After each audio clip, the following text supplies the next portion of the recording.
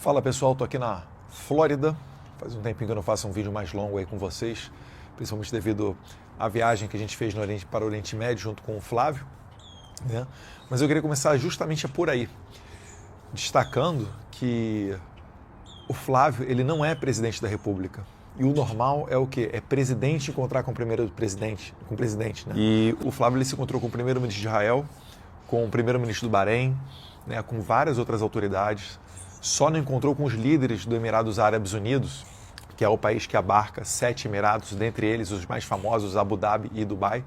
Só não se encontrou com eles por uma questão de agenda. Então, você vê que o prestígio do Flávio é alto. Por quê? Porque o feedback,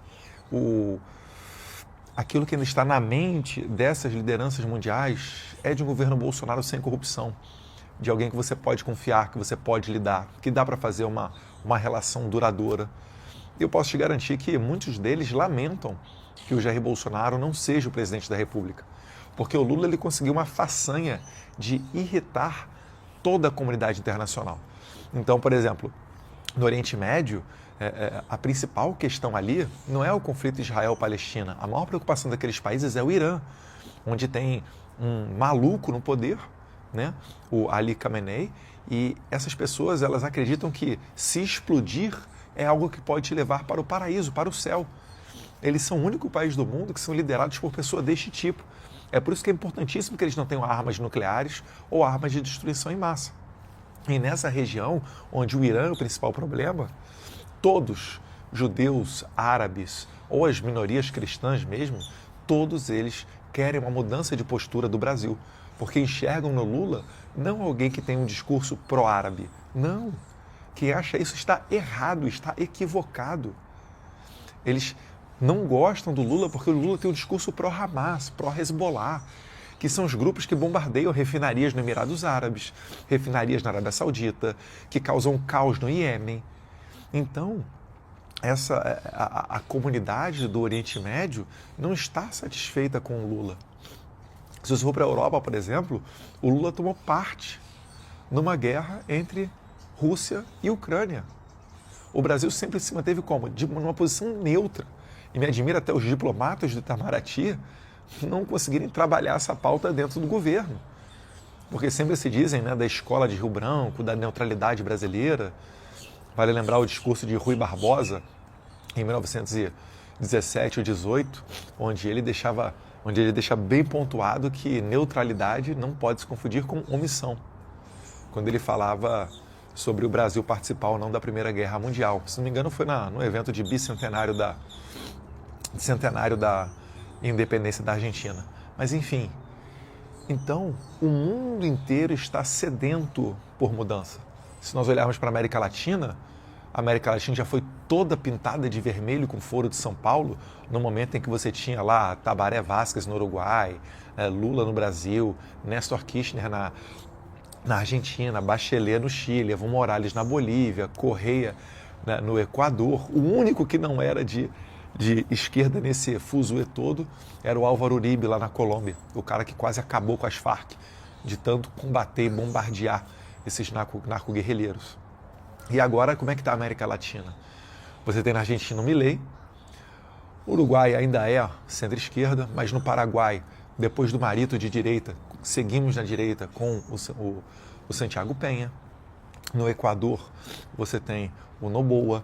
No Chile, agora está tomando posse o José Antônio Kast. E na Bolívia, o Rafael Paz.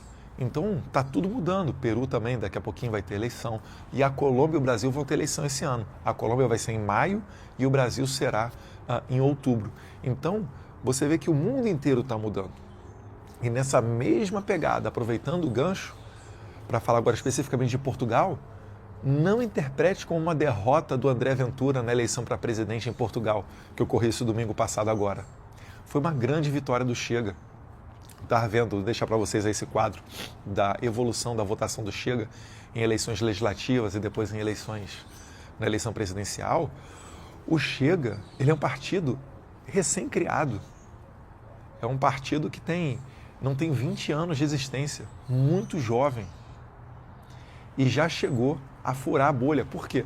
Porque a eleição em Portugal para presidente não tinha um segundo turno há 40 anos. E o Chega, quando ele consegue galgar esse feito histórico de chegar ao segundo turno, quando todo mundo falava que nunca sairia da sua microbolha de 1, 2%, ele ainda conseguiu expor o sistema, que é o que o Jair Bolsonaro fala que é o principal legado dele no Brasil também. Porque o Chega mostrou que todos os outros, ainda os ditos de direita ou de direita, na verdade, não estão preocupados com a ideologia, em combater a criminalidade, em fazer uma geopolítica voltada para os benefícios comerciais do seu povo. Eles estão preocupados com o poder, é com o status quo, é se manter lá.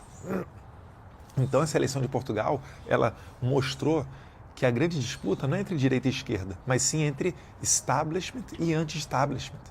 E vocês estão vendo isso no Brasil também. Pessoas de direita que claramente enxergam um cenário que todo mundo enxerga, onde você tem Lula de um lado e Bolsonaro do outro, e tem dificuldade de se posicionar a favor do Flávio Bolsonaro para combater o mal maior que é o Lula. Eu vou dar um exemplo para vocês de como é que funciona a Escola Jair Bolsonaro de Política. Quando você tem clareza de pensamento e sabe que a sua missão enquanto político é apoiar a população, é preservar o interesse do brasileiro, determinadas matérias não são negociadas. Quando Flávio Bolsonaro foi candidato a prefeito no Rio de Janeiro e o Jair Bolsonaro estava preocupadíssimo dele ganhar, basicamente não fez campanha, vamos ser sinceros, o Flávio Bolsonaro não chegou ao segundo turno. O segundo turno foi entre o bispo Marcelo Crivella, do Republicanos, e o Marcelo Freixo, do PSOL. Eu preciso negociar com o Marcelo Freixo para dar apoio para ele? Porque do outro lado, com o Crivella para dar apoio para ele?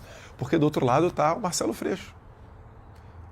Então, a decência da pessoa não permite que você negocie com o Marcelo Freixo, porque você sabe que ali está o quê?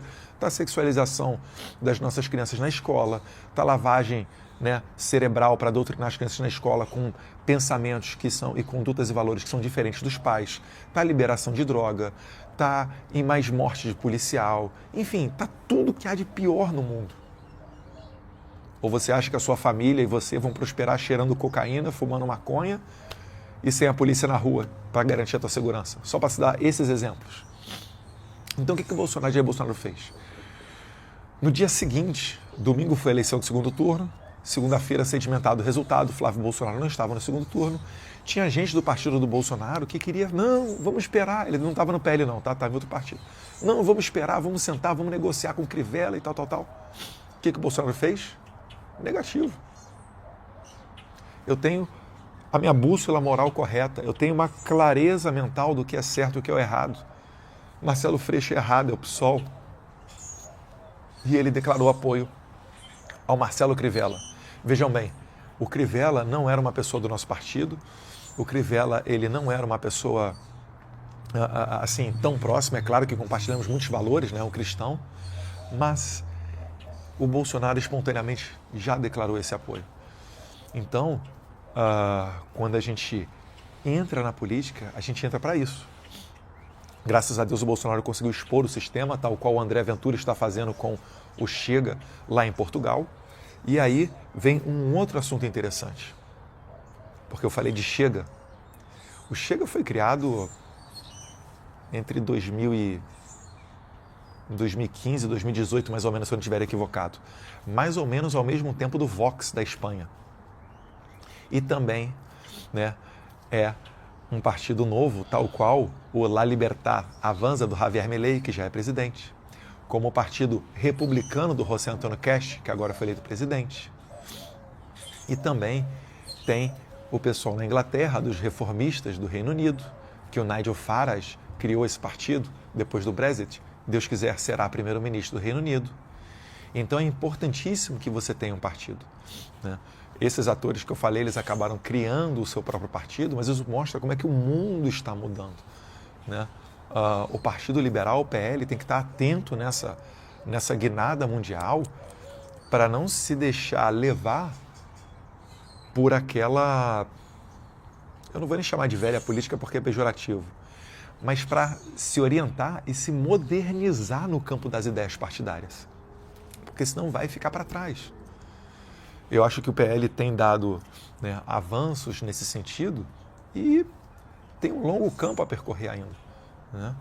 O presidente Valdemar, o Jair Bolsonaro, né, em conversas, eles alinharam, falaram, tem que ser o partido conservador, tem que ter a cara do conservadorismo. E como dizia o professor Olavo, né, a política ela é feita de pessoas, não é só ideias. Então você tem que ter a personificação daquilo na conduta dos seus políticos.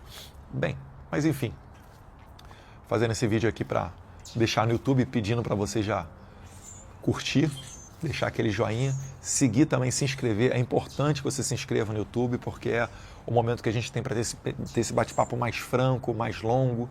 Eu normalmente até falo, né, são das pessoas mais interessadas em política que estão aqui. Por isso eu estou fazendo esse vídeo logo aqui de manhãzinha, cedinho, aproveitando que as crianças ainda não acordaram. E é isso daí, pessoal. Por vezes consigo ler os comentários, então se você deixar um comentário, né, não consigo ler todos, graças a Deus são muitos, mas uma boa parte deles eu consigo ler. No Instagram e no X eu sou Bolsonaro SP, também temos Facebook, TikTok, mas o que? Getter, Truth Social, Deus quiser em breve Rumble, mas é isso daí. Então deixar essa apanhada para vocês, finalizando dizendo que o Flávio está indo muito bem na França também, está falando, a gente tem muita informação da França só do Macron, né? Mas tem direita na França também, a Marion Maréchal, o Bardella, a Marine Le Pen, dentre outras pessoas também que estão focadas nesse movimento político que está mudando essa visão cristã que está sendo uma reação a uma invasão desordenada de radical islâmica lá na Europa, né? E eu estou muito feliz de ver o Flávio transitando, indo em programas de televisão. E pela primeira vez a gente está vendo alguém dando uma outra posição para os franceses, que só são abastecidos pela grande imprensa brasileira. Então, agora, pela primeira vez, está indo alguém ali para dizer com todas as palavras, olha, Moraes é um violador de direitos humanos, Bolsonaro e os conservadores estão sendo perseguidos, existe censura no Brasil. E aí você vai ver, é a mesma coisa na França, com relação à censura, com relação à perseguição política, a condenação da Marine Le Pen por um crime praticamente inexistente, né? Algo que a esquerda europeia faz demais. Você, por exemplo, eu tenho certeza, muitos poucos de vocês que me assistem agora sabem por que a Marine Le Pen foi condenada. Ela foi condenada primeiro, né, para não deixar ela concorrer na próxima eleição, porque ela já está batendo de frente com o Emmanuel Macron, que é o atual presidente. E o argumento jurídico encontrado é que o partido dela tinham pessoas, né, que eram lotadas no gabinete do Parlamento Europeu. O Parlamento Europeu ele é sediado em Bruxelas, na Bélgica. São mais de 700 parlamentares de todos os países da União Europeia. Mas disseram que esses funcionários estavam trabalhando na França, no país de origem. E por isso ela foi condenada, vejam só. Dá para acreditar nisso?